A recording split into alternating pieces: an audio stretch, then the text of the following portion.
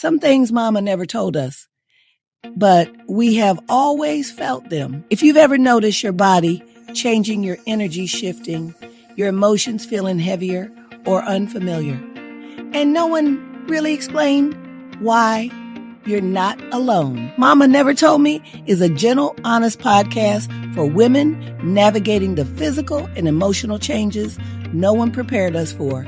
We talk about the body, about life, about the things we carry quietly. This isn't medical advice. It's lived experience.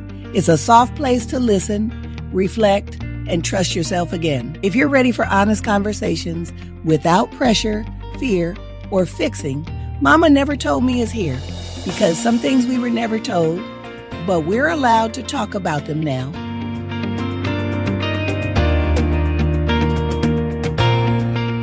There's a moment many women experience when you catch your reflection and something feels unfamiliar, not wrong, just different.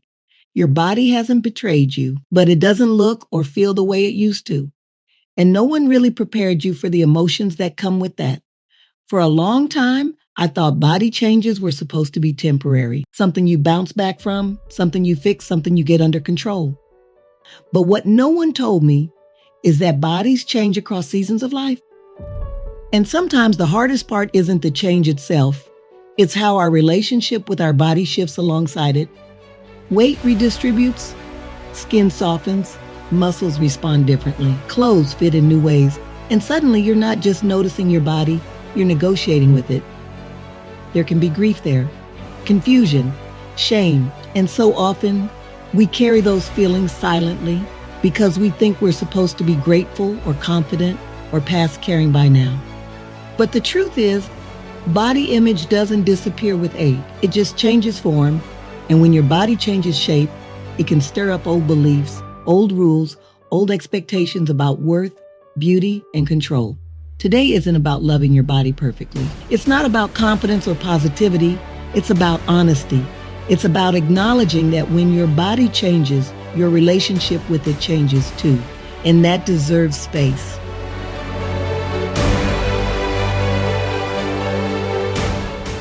There's a moment many women don't talk about out loud when you look at your body and it feels unfamiliar.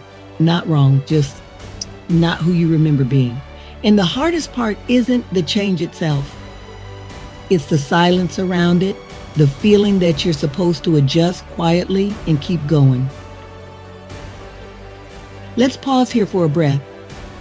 When we return, I'll be joined by my circle, and together we'll talk about what it means to grieve a body you once knew, while learning how to meet the one you're living in now.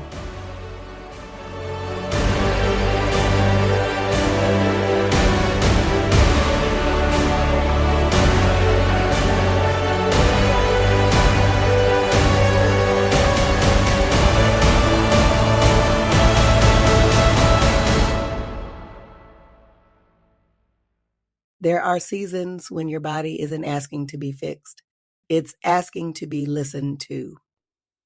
If you've ever felt worn down, out of sync, or like your body is changing faster than you can understand, you're not alone. That's one of the reasons I want to thank Ziva Life for supporting this podcast. Ziva Life offers clean, plant-based wellness products designed to support everyday nourishment and balance, especially during seasons when your body is asking for more gentleness, not pressure. This isn't about quick fixes or promises. It's about giving your body something supportive while you're learning to listen again. If you'd like to explore Ziva Life for yourself, you can visit zivo.life and use the code Reggae Hour. One word for 30% off.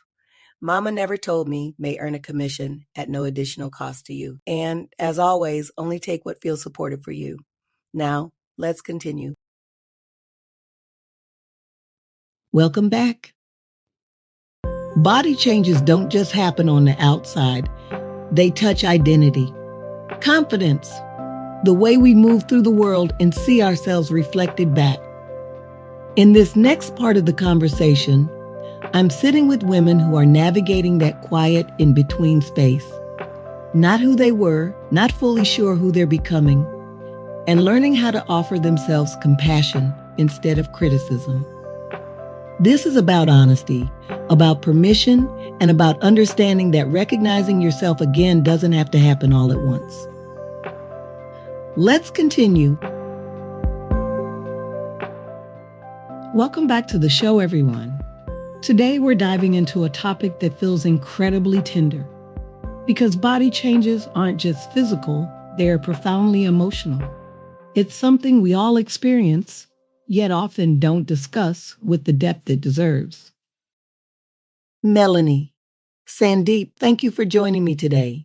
Those body changes, huh, girls? Yes, absolutely, Errica. And I think a lot of us weren't truly prepared for how deeply personal it would feel. It goes beyond just aesthetics. Exactly. It's not just, my body looks different. It quickly transforms into this much bigger, existential question. Who am I in this body now? It's an identity shift, really. And there's a genuine sense of grief in that. Even if you can't always put a name to it, it's a loss of a former self, a former physical experience, and that's a valid feeling. That grief doesn't mean you don't appreciate your body or that you're ungrateful for what it does. It just means something significant has shifted. It's an acknowledgement of that internal recalibration. And the pressure to love your body can sometimes make it even harder to navigate those feelings, ironically. Because if you're struggling, you feel like you're failing at something else entirely, on top of the physical changes. Yes, exactly. It creates this second layer of guilt. Like, oh, now I'm not even a good body lover. And that's a lot to carry when you're already feeling vulnerable. Sometimes neutrality feels more honest, more accessible, just being with your body as it is, without needing to attach a strong positive or negative emotion to it. It's an observation rather than a judgment. That feels incredibly important. Not fixing, not fighting, just noticing how the relationship is evolving. It's like accepting an old friend who might look a little different but is still fundamentally them, you know? And allowing that relationship to change over time, because it absolutely will. Our bodies aren't static, and neither are we. Life happens, and our bodies are along for that ride. It's so true. I think about how many women, myself included, have gone through pregnancy and postpartum.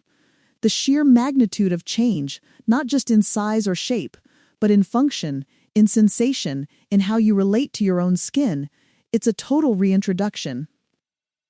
Oh, for sure. That's such a prime example. You literally feel like an alien in your own skin sometimes. The stretch marks, the softer belly, the different breasts.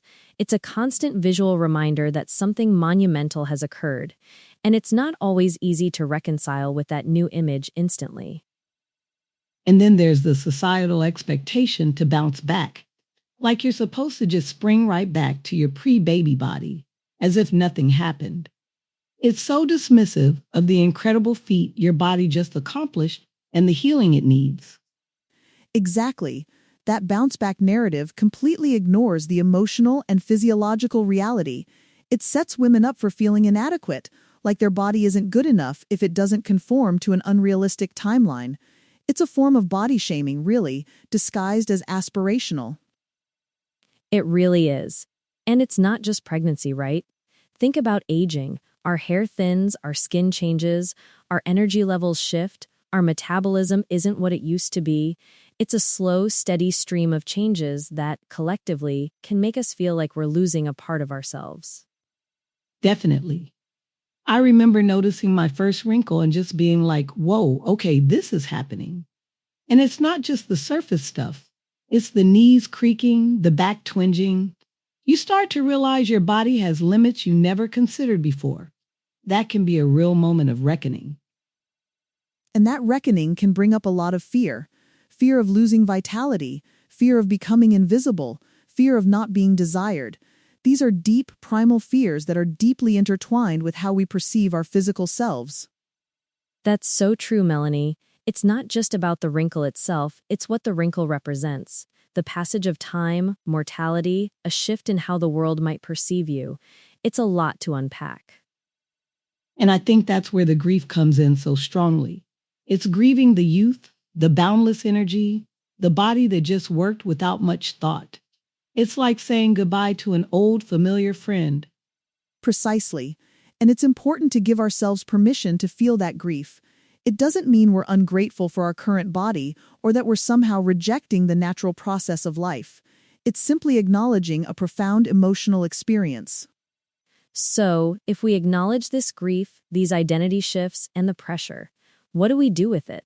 How do we move towards that body neutrality or even just a more peaceful coexistence? For me, it started with conscious observation without judgment, just noticing how my body felt in different movements, rather than immediately going to, does it look good or is it doing enough? It was a shift from external validation to internal sensation. That's a beautiful point. And I think part of it is also recognizing the stories we tell ourselves about our bodies. Are those stories serving us?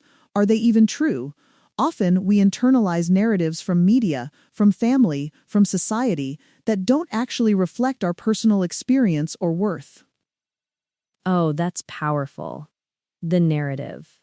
I mean, how many times have we heard someone say something like, "Oh, I just can't wear that anymore," or "My body used to," and it's always tinged with regret or a sense of loss. We tell ourselves these tales of diminishing returns. Right. And what if we flipped that script? What if we started saying, my body is different now, and it can still do amazing things? Or, my body has carried me through so much, and I'm grateful for its resilience. It's not about loving every single perceived flaw, but acknowledging its inherent value. It's about compassion, radical self-compassion, treating your body with the same kindness and understanding you would offer to a dear friend. If your friend told you they were struggling with their changing body, you wouldn't tell them to just love it or bounce back. You'd listen, empathize, and affirm their feelings. That's such an important distinction, Melanie. We are often our own harshest critics. And it's hard to extend that compassion when you've been bombarded with images and messages that tell you your body should look a certain way at every stage of life. It really is. And I think for me, another huge piece has been finding movement that feels good. Not just movement that burns calories or changes my shape. It's about feeling strong, feeling capable, feeling alive in my body, whatever its current form. Connection through movement, that's vital. It shifts the focus from aesthetics to internal experience, to the pure joy or release that movement can bring. Whether it's dancing in your living room, going for a gentle walk, or stretching, it's about tuning in. Absolutely.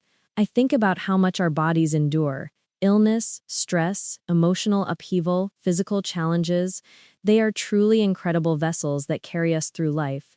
And sometimes, just appreciating that functionality, that incredible resilience, is a powerful antidote to negative self-talk. Yes. Like, hey body, thanks for getting me up today. Thanks for letting me hug my kids. Thanks for breathing. It sounds simple, but it's transformative when you really lean into it. It truly is. It's a daily practice, not a one-time fix. There will be days when you look in the mirror and those old narratives might creep back in. But the goal isn't perfection, it's consistency in gently redirecting those thoughts, in coming back to a place of neutrality and kindness. And allowing for imperfection too. Allowing for those off days where you just don't feel great. That's part of the human experience. It doesn't negate all the progress you've made in building a more respectful relationship with yourself. Yeah, and I think that's key. It's not about suddenly waking up and loving every inch of yourself all the time. It's about having tools to navigate the moments when you don't, and knowing that's okay. It really is, and finding your community too. Finding people who speak openly about their own body changes, who share their vulnerabilities, who can offer that reflection and validation that you're not alone in these feelings. That community aspect is so crucial because often we suffer in silence, thinking we're the only ones feeling this way, especially when society paints such a narrow picture of what bodies should look like. Breaking that silence is incredibly powerful. I think also allowing ourselves to grieve, as Melanie mentioned earlier, is a vital step in moving forward. You can't bypass grief and expect to feel peace. You have to walk through it, acknowledge it, and then you can start to rebuild. And understanding that rebuilding is a dynamic process. It's not a static endpoint where you suddenly arrive at perfect body acceptance. It's an ongoing conversation with yourself, a continuous evolution, just like our bodies themselves are always changing. That's such a beautiful way to put it, Melanie. A continuous evolution. So, as we wrap up today, I think the biggest takeaway is to approach our bodies, especially through changes, with immense patience, curiosity, and that radical self-compassion. It's okay for your relationship with your body to be complicated, and it's okay for it to evolve. Absolutely. Give yourself grace. Your body is doing its best, and so are you. That's enough. And remember, your worth is never ever tied to your physical appearance. Your body is a vehicle for your incredible life, not a project to be constantly fixed or perfected. Couldn't agree more. Thank you both so much for this incredibly honest and important conversation. And thank you all for listening. We hope this episode offered some comfort and perhaps a new perspective on navigating the beautiful, complex journey of body changes.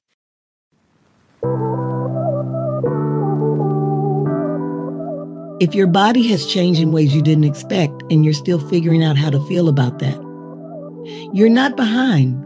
There is no deadline for making peace with your body. You don't owe your body constant gratitude. You don't owe it love every day. You don't owe anyone confidence. Sometimes the most compassionate thing you can offer yourself is permission to be in transition. Before we end, take a moment to notice your body, not to evaluate it, just to acknowledge it. It has carried you through seasons no one sees, and even if your relationship with it feels complicated right now, that doesn't mean it's broken. It means it's changing, and you're allowed to change with it.